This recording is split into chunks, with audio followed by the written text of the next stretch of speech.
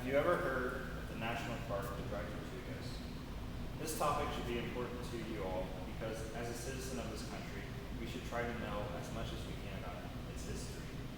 The Dry Tortugas is a mysterious but little known subject in our nation's history. To bring more understanding to this subject, we'll look at the history of the island, Dry Tortugas, the military impact it has had throughout American wars, and its mysterious occurrences that have happened to soldiers and prisoners while stationed on the island. Firstly, we will look at the history of the island. The earliest known record history of the island dates back to 1513. According to an online article, DryTortugas.com, authored not listed, last updated 2024, a Spanish explorer, Ponce de Leon, discovered the island on a voyage to the United States in 1513. The first thing he noticed was the excessive amount of turtles that swarmed the beach and the reefs surrounding the island. He took advantage of this and killed over 160 turtles. The Spanish word for turtles is tortuga, which explains the second part of the name. The dry was added later to warn sailors that the island had a lack of fresh water. With the Dry Tortugas being in the Florida Keys, there are a lot of shallow reefs surrounding the area, making it hazardous for ships to sail. In 1825, there was a lighthouse built on the Garden Key to warn sailors to stay away from the area in the Dry Tortuga. My physical item I have is a magnet from the National Park. I went there with my family in 2018, and this is one of the souvenirs.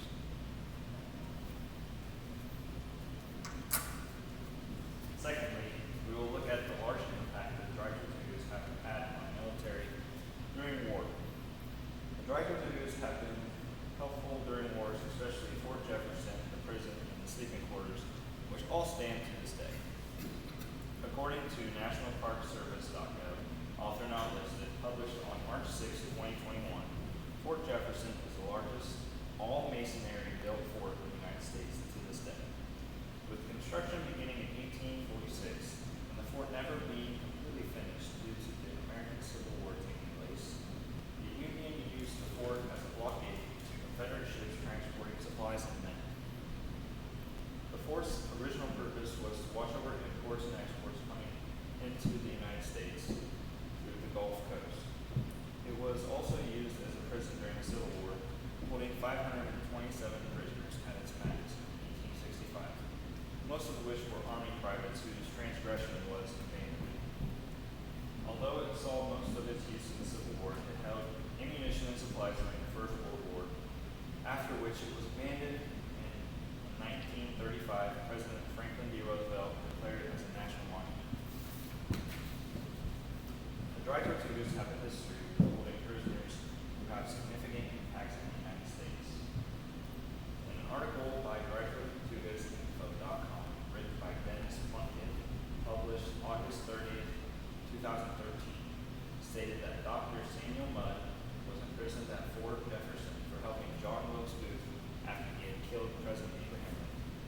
Samuel had set Booth's leg after he had broken it, escaping the scene after the shooting. But according to SmithsonianMag.com, author Kate Long, published April 14, 2015, Dr. Mudd was not all a bad person. On August 18, 1867, the first victim of yellow fever at the Fort Jefferson broke loose. Due to fresh water having been stored in the basement of the fort, it made a great breeding ground for mosquitoes. Although no one knew at the time what caused the disease, soon after the outbreak, Mudd was the only doctor on the island.